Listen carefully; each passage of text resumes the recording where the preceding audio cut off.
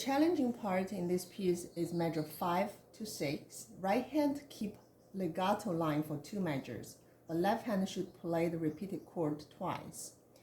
How to keep right hand continue playing but left hand play separately? I suggest you to lift up left hand on the 4th beat so that you can prepare for the next downbeat. For example, 1, 2,